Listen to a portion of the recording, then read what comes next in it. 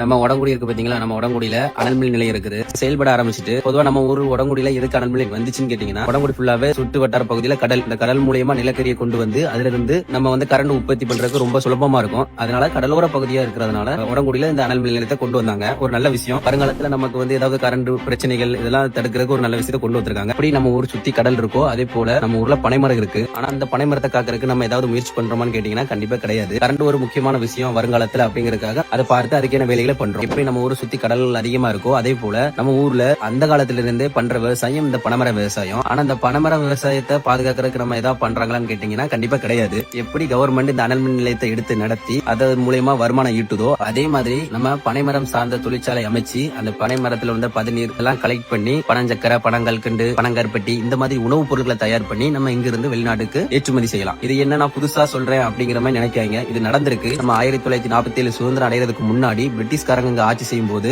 இங்கிருந்து நம்ம பக்கத்துல உள்ள குலசேகரப்பட்டினத்துல ஒரு சர்க்கரை ஆலை தயார் பண்ணாங்க. இந்த சர்க்கரை ஆலையில என்ன பண்ணுவாங்கன்னு கேட்டீங்கன்னா, நம்ம சுற்றுவட்ட கிராமங்களில் உள்ள பதநீரை மொத்தமா கலெக்ட் பண்ணி இந்த ஃபேக்டரியில வச்சு பதநீர்ல சீனி தயார் பண்ணாங்க. இந்த விஷயம் நடந்துச்சு. இது நான் எப்படி சொல்றேன்னு கேட்டீங்கன்னா, நம்ம கிராமத்தில் உள்ள வயசான தாத்தா கிட்ட நீங்க கேட்டீங்கன்னா அவங்க சொல்லுவாங்க, சின்ன வயசுல அவங்க இருக்கும்போது பதநீரை மொத்தமா கலெக்ட் பண்ணி ஒரு பைப் லைன்ல ஊத்துனாங்க. அந்த பைப் லைன் இங்க இருந்து குலசேகரப்பட்டினம் வரையும் போகும் அப்படிங்கறத சொல்லுவாங்க.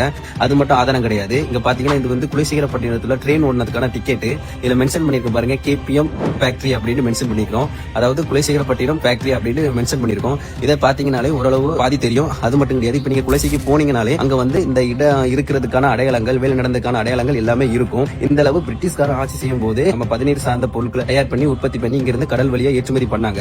அதே விஷயத்த நம்ம ஏன் பண்ணக்கூடாதுங்கிறது என்னோட கேள்வி. என்னுடைய கேள்வியா மட்டும் தான் இருக்கு. இது சரின்னு நினைச்சீங்கன்னா, இது பண்ணலாம் அப்படின்னு நினைச்சீங்கன்னா உங்களோட கருத்தை கமெண்ட்ல சொல்லிட்டு போங்க.